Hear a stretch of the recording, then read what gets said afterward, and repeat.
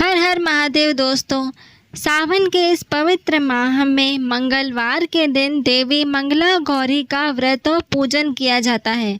तो आइए आज हम सभी मिलकर जानते हैं देवी मंगला गौरी का व्रत और पूजन कैसे किया जाता है। श्रावण मास के मंगलवार के दिन ब्रह्म मुहूर्त में जल्दी उठें, नित्य कर्मों से निवृत्त होकर साफ सुथरे धुले हुए अथवा नए वस्त्र धारण कर व्रत करें। माँ मंगला गौरी यानी पार्वती जी का एक चित्र अथवा प्रतिमा लें।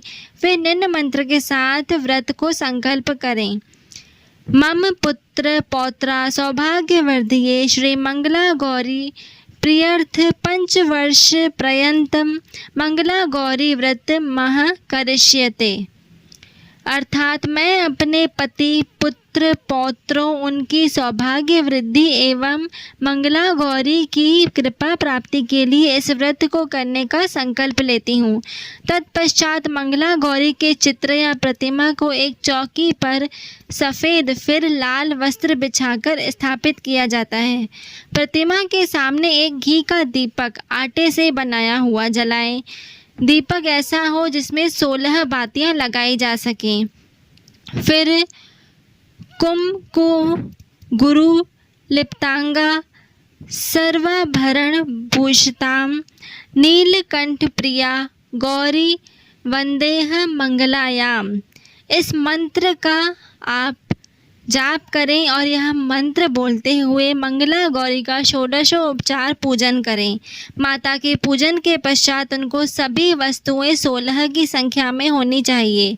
16 मालाएं, लौंग, सुपारी, इलायची, फल, पान, लड्डू, सुहाग की सामग्री, 16 चूड़ियाँ तथा मिठाई अर्पण करें। इसके अलावा 5 प्रकार के सूखे मेवे, 7 प्रकार के अनाज धान्य जिसमें गेहूँ, उड़द, मूंग, चना, जौ, चावल और मसूर हो। पूजन के बाद मंगला गौरी की कथा सुनी जाती है। इस व्रत में एक ही समय अन्न ग्रहण करके पूरे दिन माँ पार्वती की आराधना की जाती है। शिव प्रिया पार्वती को प्रसन्न करने का यह सरल व्रत अखंड सुहाग और पुत्र प्राप्ति का सुख दिलाता है। मंगला गौरी व्रत कथा। पौराणिक कथा के अनुसार एक समय की बात है, एक शहर में धर्मपाल नाम का एक व्यापारी रहता था। उसकी पत्नी काफ़ी खूबसूरत थी और उसके पास काफ़ी संपत्ति थी, लेकिन उसके कोई संतान नहीं होने के कारण वह काफ़ी दुखी रहते थे। ईश्वर की कृपा से उनको एक पुत्र की प्राप्ति हुई, लेकिन वह अल्पायु था। उसे यह श्राप मिला कि 16 वर्ष की उम्र में सांप के काटने से उसकी मौत हो जाएगी। संयोग से उसकी शादी 16 वर्ष से पहले ही एक युवती से हुई जिसकी माता मंगला गौरी व्रत किया करती थी। परिणाम स्वरूप उसने अपनी पुत्री के लिए एक ऐसे सुखी जीवन का आशीर्वाद प्राप्त किया था जिसके कारण वह कभी विधवा नहीं हो सकती थी। अतः अपनी माता के इसी व्रत के प्रताप से धर्मपाल की बहू को अखंड सौभाग्य की प्राप्ति हुई।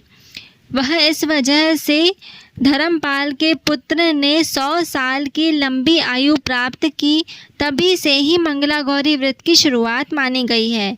इस कारण से सभी नवविवाहित महिलाएं इस पूजा को करती हैं तथा गौरी व्रत का पालन करती हैं और अपने लिए एक लंबी, सुखी और स्थायी वैवाहिक जीवन की कामना करती हैं। जो महिला उपवास नहीं कर सकती वह भी कम से कम पूजा तो करती ही है। इस कथा को सुनने के बाद विवाहित महिला अपनी सास तथा ननद को 16 लड्डू देती है। इसके बाद यही प्रसाद ब्राह्मण को भी देती है। इस विधि को पूरा करने के बाद व्रती 16 बाती वाले दिए से देवी की आरती करती हैं। व्रत के दूसरे दिन बुधवार को देवी मंगला गौरी की प्रतिमा को नदी या पोखर में विसर्जित कर दी जाती है। अंत में माँ गौरी के सामने हाथ जोड़कर अपने समस्त अपराधों के लिए एवं पूजा में हुई भूल चूक के लिए क्षमा मांगना चाहिए। इस व्रत और पूजा को परिवार की खुशी के लिए लगातार 5 वर्षों तक किया जाता है। अतः शास्त्रों के अनुसार यह मंगला गौरी व्रत नियमों के अनुसार करने से प्रत्येक मनुष्य के वैवाहिक सुख में बढ़ोतरी होकर पुत्र पौत्रादि भी अपना जीवन सुखपूर्वक गुजारते हैं। ऐसी इस व्रत की महिमा है। ऐसी ही और भी इन्फॉर्मेटिव वीडियोस के लिए आप हमारे चैनल से इसी प्रकार जुड़े रहें। हमारे चैनल को लाइक, शेयर और सब्सक्राइब करना बिल्कुल ना भूलें। धन्यवाद।